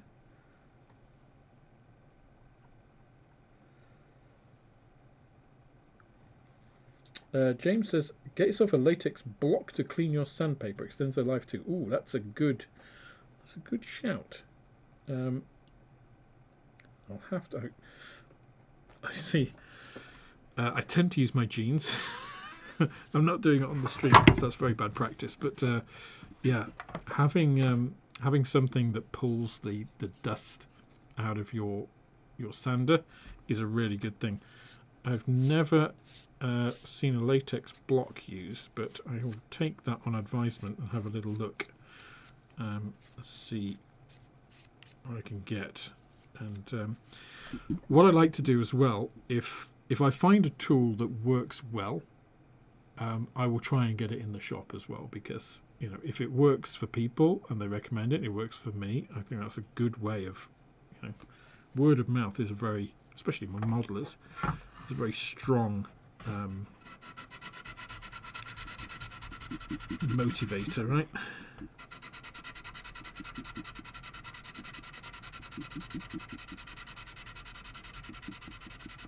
So for bigger areas like this, where you've just got a flat piece, which needs doing, and something like this, semi-rigid sander is ideal, because you're not going to create, big problems. It's creating a nice flat surface. That's quite good. I wouldn't use it on this because I've got that detail and I don't want to round off that edge, but there, that's quite nice. And actually I'll probably come back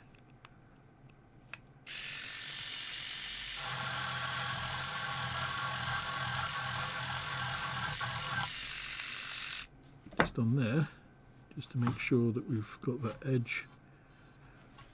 That's quite nice.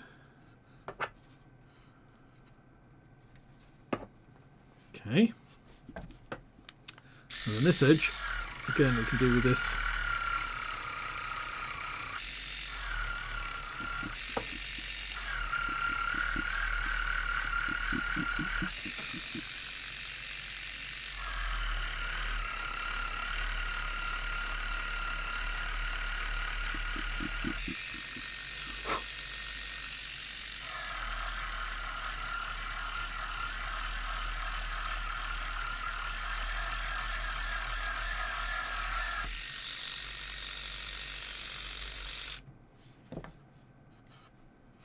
You've got some nice crisp edges and smooth.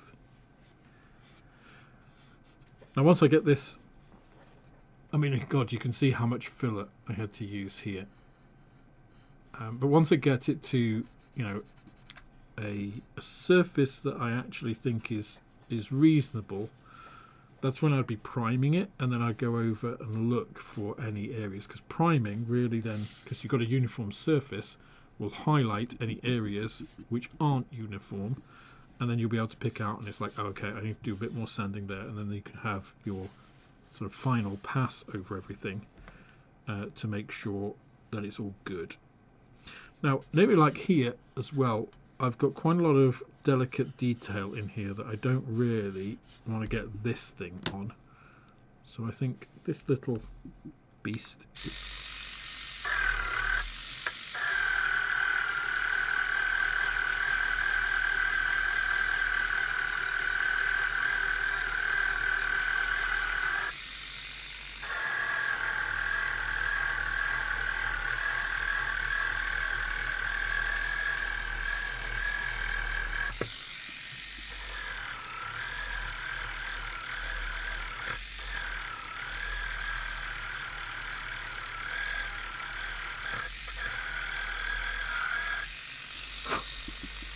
That's quite nice.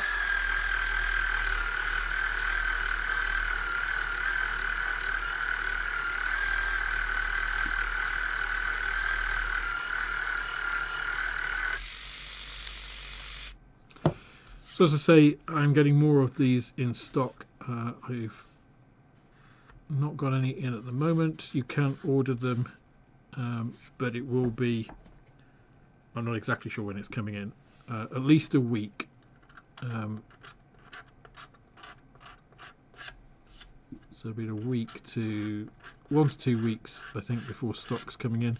This space stuff just takes a long time to come in. But I have ordered a bunch of them because how quickly they went previously, and having used it,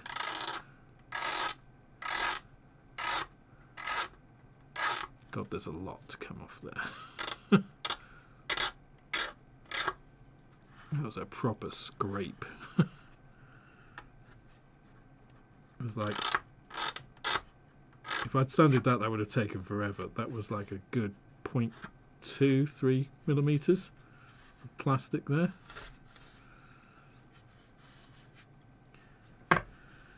Yeah, I can see a lot of dust in my future with this with this Type 45. Go away, antivirus thing.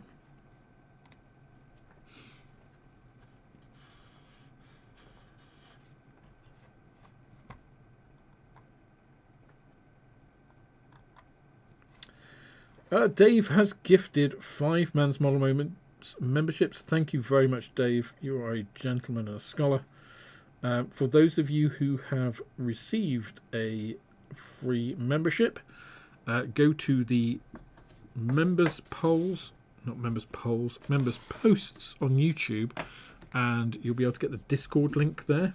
I shall go there after and make sure that that link is fresh.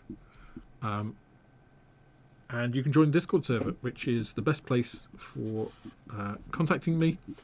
There's also other chat there, and if you decide to become a paid member, there's all sorts of other bits and bobs, including access to the paint mixer beta. So look forward to seeing you there.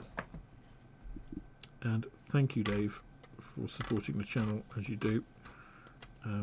Both mine and other channels. Dave is an avid supporter of the hobby. So thank you.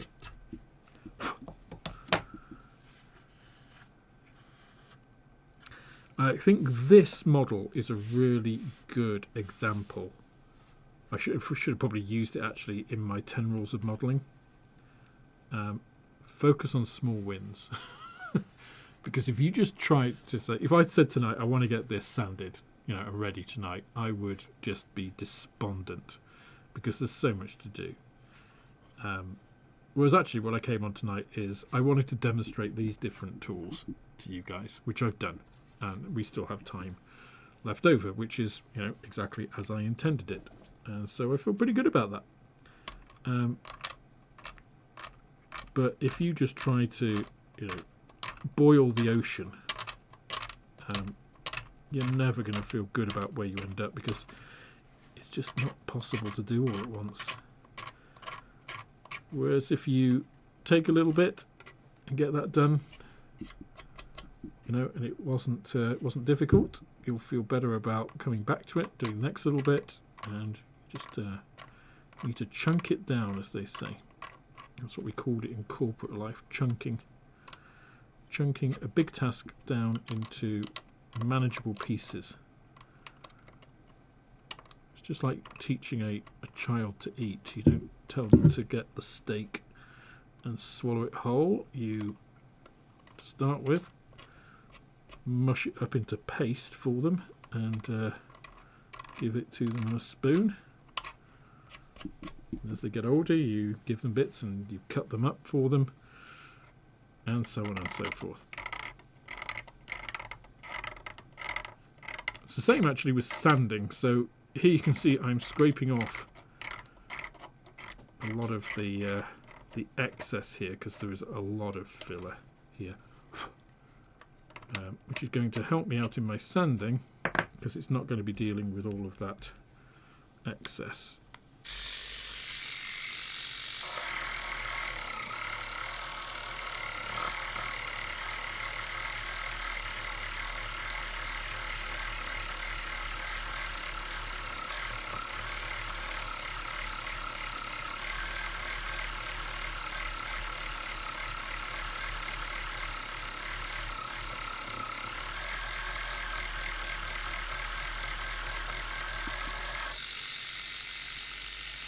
I have no idea what these different coloured lights mean on it, but it looks very pretty.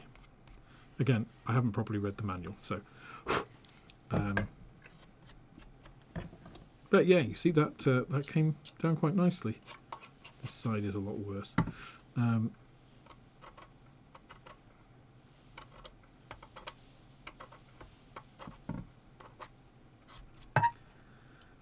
So what I will probably do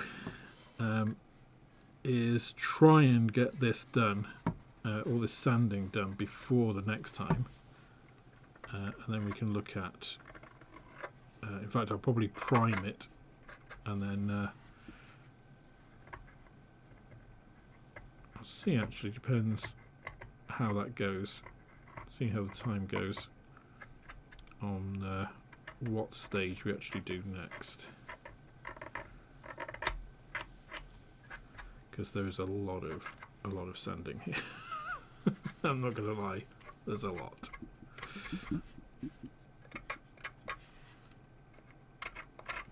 But we do want it to look reasonable at the end of the day, don't we? So,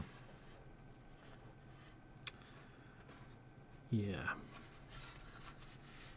I think ironically though, these pieces, although they look bad, there's lots of filler, this is all manageable, right? This is all just a matter of going and actually sanding it down. You know, and a tool like this or these little manual versions are going to pay dividends in getting that done well, not rounding off these corners, giving you nice, crisp, smooth surfaces.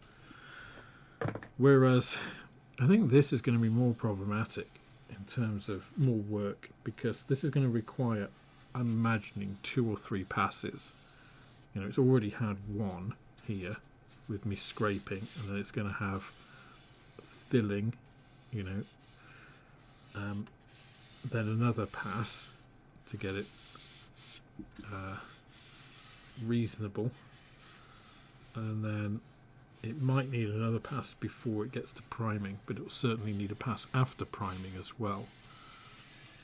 So, because it's such a long seam as well.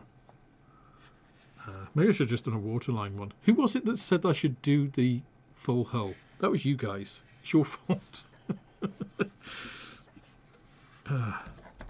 Scapegoats. That's always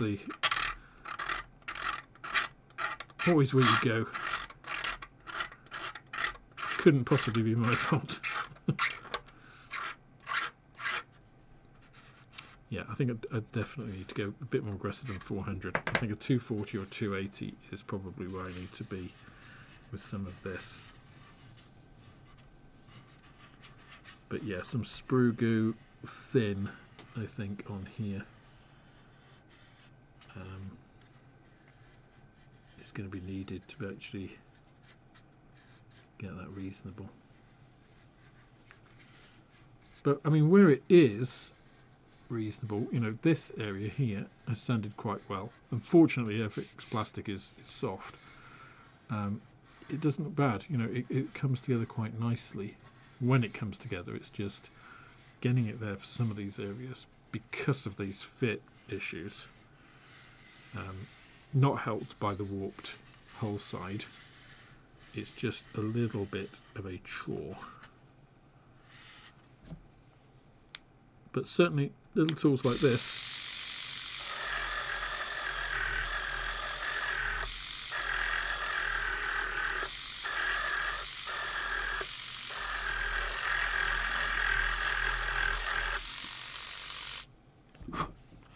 yeah, they certainly make it easier.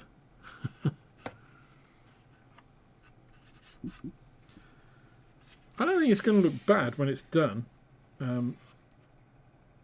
but it's not inspiring me to want to switch to naval modelling, I must admit.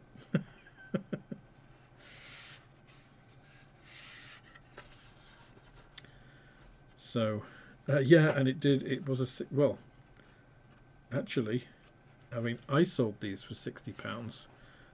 Airfix, I believe they were £79.99. Right, that was the original RRP of these kits. So yeah, it's not comparable to, say, an Airfix 124 scale Spitfire. Let's just put it that way. Oh, and okay, the RRP of that is a lot higher, but I mean, the RRP of the Mark 8 is only £10 more. No, it's £20 more. £20 more, but you can buy them a lot cheaper, and I know which I would rather do. Let's put it that way. This takes slightly less storage space. I suppose that's a positive. But yeah, interesting model, and you know, nice to be flying the flag for the UK's you know, more modern vessels. But that's about it, I think. Anyway, that is about all for tonight, I believe. Let's just put that light on so I'm not completely in shadow. There we go. Looks slightly more human. Oh, I've got a piece of plastic in my drink. I am showing brand loyalty to Airfix though tonight. Just, you know, just putting that out there. Well, that's to be noted. Now, James, it's funny you should mention like the antenna getting broken, because that's the first thing that I thought about this one especially, and then these ones. So far, fingers crossed, touch wood, they haven't broken. These are as per the original kit. So, which I'm very surprised at, to be honest. I really thought I would have broken them several times by now. So that's one area that I'm actually quite quietly impressed with myself for not breaking those off, because normally, yeah, I'm terrible with that sort of stuff. If I were doing this in earnest, I think I'd probably remove them and replace them for something a bit more in scale for this kit.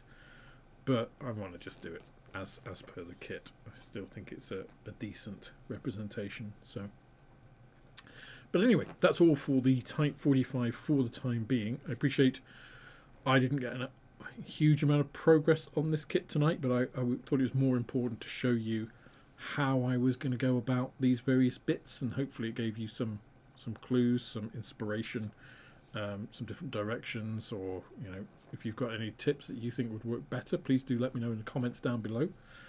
But otherwise, thanks for joining me tonight. Thanks for spending some time with me.